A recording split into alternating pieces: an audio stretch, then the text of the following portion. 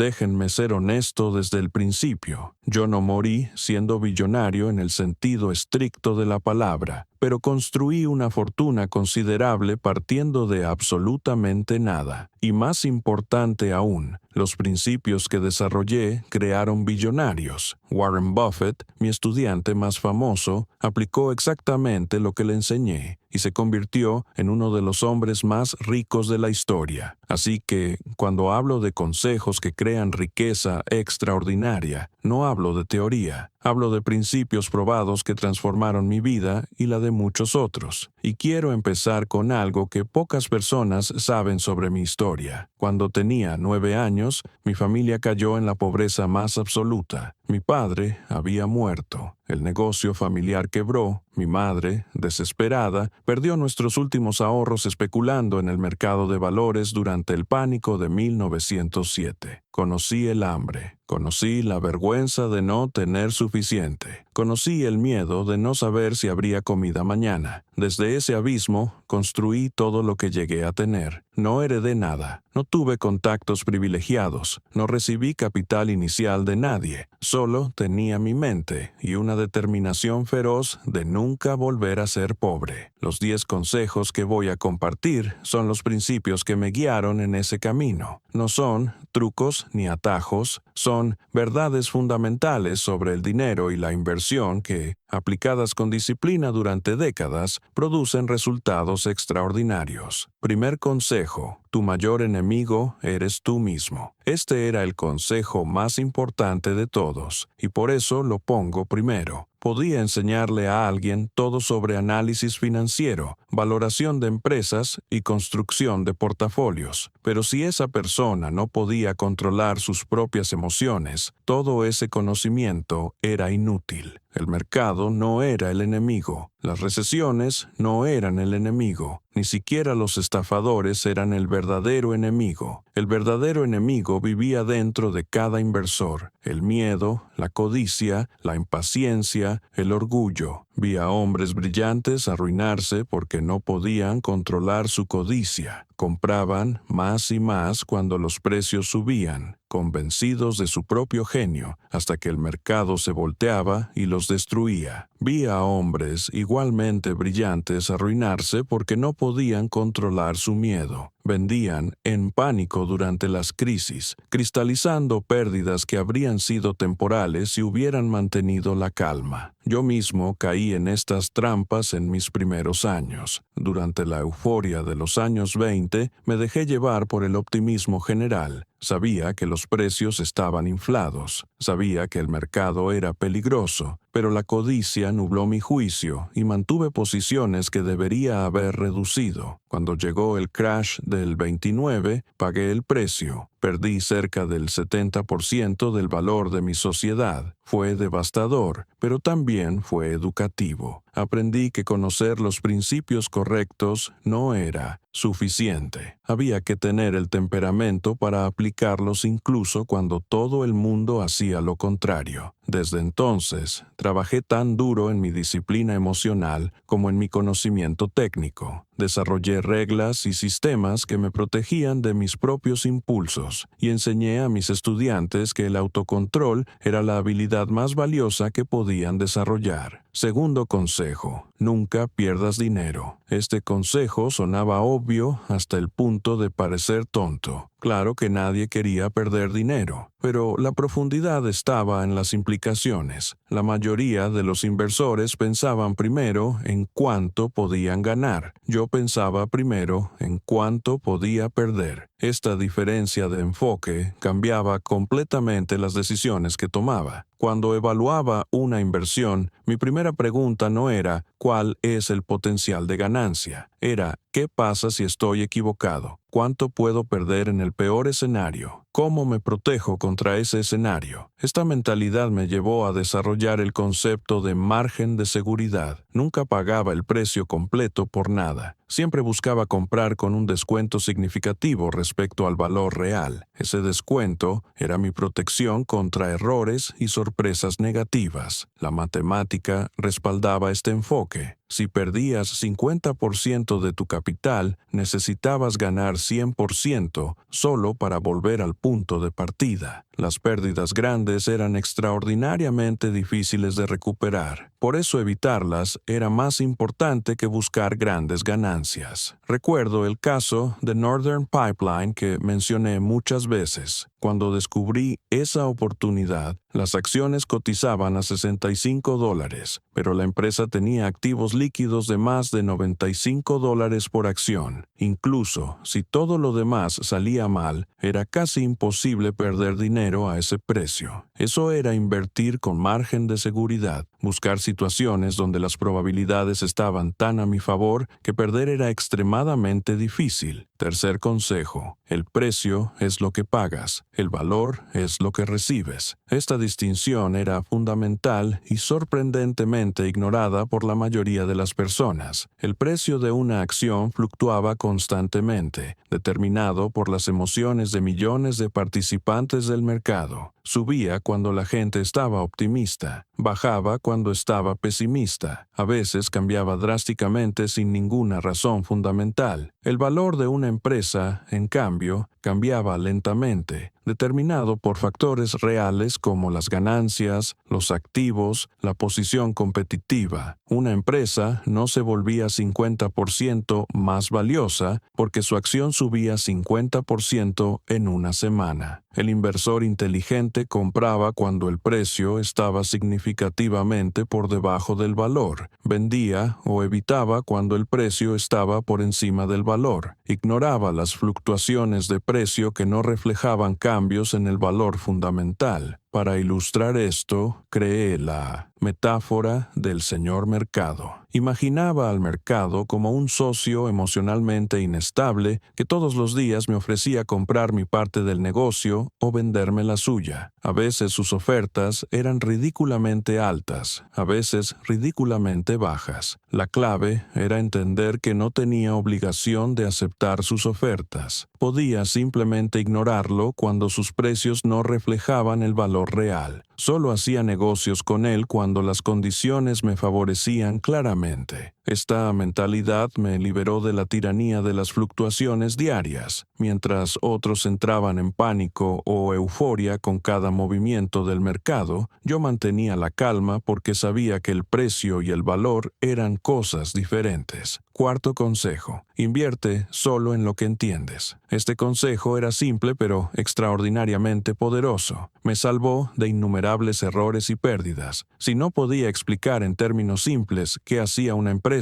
y cómo ganaba dinero, no invertía en ella. No importaba cuántas personas la recomendaran. No importaba cuánto hubiera subido su acción. Si no la entendía, no era para mí. Esta regla eliminaba automáticamente la mayoría de las modas y burbujas. Las empresas que capturaban la imaginación popular frecuentemente eran las más difíciles de entender. Prometían revolucionar industrias con tecnologías que nadie comprendía realmente. Generaban entusiasmo precisamente porque su misterio las hacía parecer especiales. Yo me mantenía alejado de todo eso. Prefería empresas aburridas que hacían cosas aburridas pero comprensibles. Empresas que vendían productos tangibles a clientes identificables. Empresas cuyos estados financieros podía analizar sin necesitar un doctorado en física. Esta preferencia por lo comprensible no era timidez intelectual, era honestidad sobre los límites de mi propio conocimiento. Nadie puede entender todo. Quien pretende entender todo está engañándose a sí mismo. Cuando mis estudiantes me preguntaban sobre alguna empresa de moda que no entendía, les decía honestamente que no tenía opinión. No intentaba parecer más conocedor de lo que era. No había vergüenza en admitir ignorancia sobre algo fuera de mi área de competencia. Warren Buffett llevó este principio aún más lejos, llamándolo el círculo de competencia. Invertía solo dentro de su círculo, en negocios que entendía profundamente, y rechazaba oportunidades fuera de ese círculo sin importar cuán atractivas parecieran. Quinto consejo: la paciencia es la virtud más rentable. En un mundo que celebraba la velocidad y la acción constante, la paciencia era una ventaja competitiva enorme. Casi nadie la tenía. Los especuladores querían ganancias inmediatas, compraban y vendían frenéticamente buscando el próximo movimiento rápido. Pero cada transacción tenía costos, comisiones, impuestos, spreads. La actividad constante erosionaba los rendimientos incluso cuando las decisiones individuales eran correctas. Yo hacía lo opuesto. Compraba con la intención de mantener durante años o décadas. No buscaba ganancias rápidas, sino acumulación gradual. Dejaba que el tiempo y el interés compuesto hicieran el trabajo pesado. Esta paciencia también me permitía esperar las oportunidades correctas. No sentía presión de estar siempre invertido o siempre actuando. Cuando no encontraba nada que valiera la pena comprar, simplemente no compraba. Mantener efectivo mientras esperaba mejores precios era una estrategia perfectamente válida. Recuerdo periodos de varios años donde hice muy pocas compras nuevas porque los precios del mercado me parecían generalmente elevados. Colegas me criticaban por esta inactividad. Decían que estaba dejando pasar oportunidades, pero yo estaba tranquilo esperando. Y cuando las oportunidades finalmente llegaban, tenía el capital disponible para aprovecharlas mientras otros estaban completamente invertidos en posiciones sobrevaluadas. La paciencia también era crucial durante las crisis. Cuando el mercado caía dramáticamente, la presión de vender era enorme. Todo el mundo vendía. Las noticias eran apocalípticas. Parecía que el mundo financiero se acababa, pero el inversor paciente entendía que las crisis eran temporales. Los mercados siempre se habían recuperado eventualmente. Quien mantenía la calma y no vendía en pánico terminaba beneficiándose de la recuperación que inevitablemente seguía. Sexto consejo: diversifica, pero no en exceso. La diversificación era esencial para proteger el capital contra desastres individuales. Si todo tu dinero estaba en una sola empresa y esa empresa quebraba, perdías todo. Pero si estaba distribuido entre 20 empresas, la quiebra de una era dolorosa, pero no catastrófica. Sin embargo, había un límite a la diversificación útil. Tener dinero en cientos de empresas diferentes solo garantizaba resultados mediocres y hacía imposible conocer bien cada inversión. Mi recomendación era encontrar un punto medio. Para el inversor defensivo típico, sugería entre 10 y 30 posiciones diferentes distribuidas entre varios sectores. Esto proporcionaba protección adecuada sin sacrificar la posibilidad de resultados superiores. También recomendaba diversificar entre tipos de activos, no solo entre acciones diferentes. Mantener una porción significativa en bonos de alta calidad proporcionaba estabilidad adicional. Cuando las acciones caían, los bonos típicamente mantenían su valor, suavizando las fluctuaciones del portafolio total. La proporción exacta entre acciones y bonos dependía de las circunstancias individuales, pero como regla general sugería nunca tener menos del 25% ni más del 75% en ninguna de las dos categorías. Esta diversificación no era solo una estrategia financiera, era también una estrategia psicológica. Un portafolio diversificado era más fácil de mantener durante las crisis porque ninguna posición individual podía causar pánico total. Séptimo consejo: ignora las predicciones del mercado. Este consejo contradecía lo que la mayoría de la gente creía necesitar. Pensaban que el éxito en la inversión requería predecir hacia dónde iría el mercado. Buscaban expertos que les dijeran cuándo comprar y cuándo vender. Pero décadas de observación me habían convencido de que nadie podía predecir consistentemente los movimientos del mercado. Los mejores economistas, los analistas más brillantes, los inversores más experimentados, todos fallaban regularmente en sus predicciones. Los estudios mostraban que las predicciones de expertos eran correctas aproximadamente la mitad del tiempo, igual que lanzar una moneda. Y cuando considerabas los costos de actuar basándose en estas predicciones, el resultado neto era frecuentemente negativo. Mi enfoque era completamente diferente. No intentaba predecir el mercado. Construía un portafolio que pudiera resistir cualquier escenario. Si el mercado subía, participaba de las ganancias a través de mis acciones. Si bajaba, mis bonos proporcionaban estabilidad y mis márgenes de seguridad limitaban las pérdidas. Esta era una mentalidad liberadora. No necesitaba leer las noticias financieras obsesivamente buscando señales. No necesitaba angustiarme por cada indicador económico. Simplemente mantenía mi estrategia disciplinadamente y dejaba que el tiempo hiciera su trabajo. Cuando alguien me preguntaba qué haría el mercado, respondía honestamente que no tenía idea, y añadía que nadie más la tenía tampoco, aunque muchos pretendieran lo contrario. Octavo consejo: los costos importan más de lo que crees. Este era un consejo que muchos ignoraban porque los costos parecían pequeños. ¿Qué importaba un 1 o 2% anual en comisiones y gastos? Pero la matemática del interés compuesto hacía que incluso pequeñas diferencias en costos se tradujeran en enormes diferencias en resultados a largo plazo. Imaginemos dos inversores idénticos. Ambos invierten la misma cantidad, obtienen el mismo rendimiento bruto del mercado y mantienen sus inversiones durante 30 años. La única diferencia es que uno paga 2% anual en costos y el otro paga solo 0,5%. Después de 30 años, el inversor con menores costos tendría aproximadamente 40% más dinero que el otro. 40% más, simplemente por haber minimizado gastos. Por eso, recomendaba enfáticamente reducir costos en todas las formas posibles, elegir vehículos de inversión con gastos mínimos, evitar transacciones innecesarias que generaban comisiones, considerar las implicaciones fiscales de cada decisión. También advertía contra los fondos administrados activamente que cobraban comisiones elevadas prometiendo superar al mercado. La evidencia mostraba que la gran mayoría de estos fondos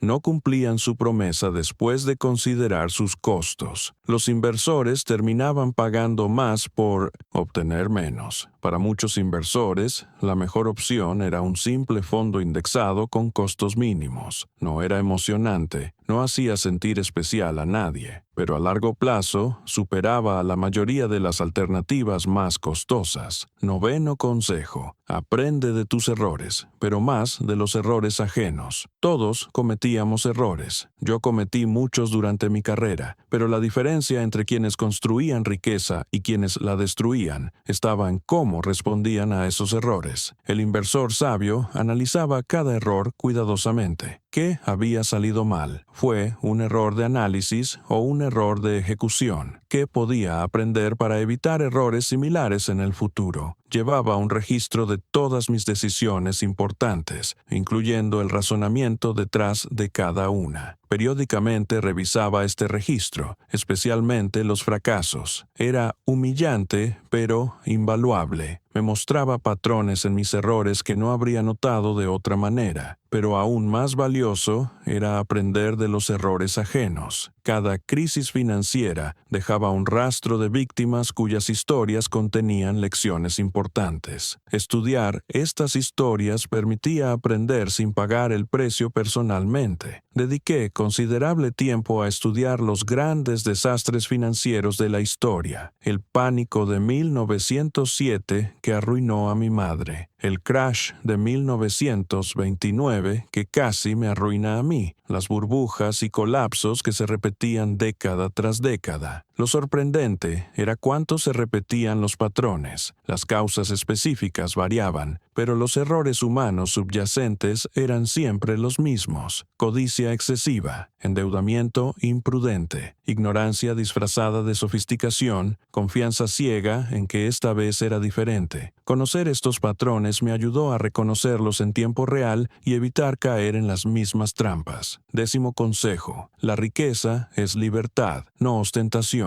Este último consejo era más filosófico pero igualmente importante. Definía para qué servía realmente la riqueza y cómo debía tratarse. Mucha gente buscaba dinero para poder consumir más. Querían casas grandes, autos lujosos, vacaciones exóticas. Usaban la riqueza para impresionar a otros y validar su propio éxito. Yo veía la riqueza de manera diferente. Para mí, el dinero era libertad. Libertad de no depender de un empleo. Libertad de tomar decisiones sin la presión de la necesidad inmediata. Libertad de esperar las oportunidades correctas. Libertad de decir no a lo que no me convenía. Esta perspectiva cambiaba completamente cómo trataba el dinero. No lo gastaba para impresionar a nadie. Vivía modestamente incluso cuando podía permitirme mucho más. Cada peso que no gastaba en consumo era un peso más de libertad. También significaba que nunca arriesgaba mi libertad por la posibilidad de más riqueza. Había visto a personas ricas perderlo todo persiguiendo más. Sus fortunas eran suficientes para vivir cómodamente durante generaciones, pero la codicia los llevó a tomar riesgos innecesarios que terminaron destruyéndolos. Yo protegía celosamente lo que había construido. Una vez que tenía suficiente para la libertad que buscaba, el objetivo cambiaba de acumular más a preservar lo que tenía. Esta mentalidad también influía en cómo enseñaba sobre inversión. No prometía a mis estudiantes que se harían fabulosamente ricos. Les prometía que, si seguían los principios correctos, podrían construir seguridad financiera genuina, podrían liberarse de la ansiedad del dinero, podrían tomar control de sus vidas. Para mí, eso valía más que cualquier cantidad específica de dólares. Estos 10 consejos trabajaban juntos como un sistema integrado. Se reforzaban mutuamente y creaban un enfoque coherente hacia la construcción de riqueza. Lo más importante era que no requerían genialidad.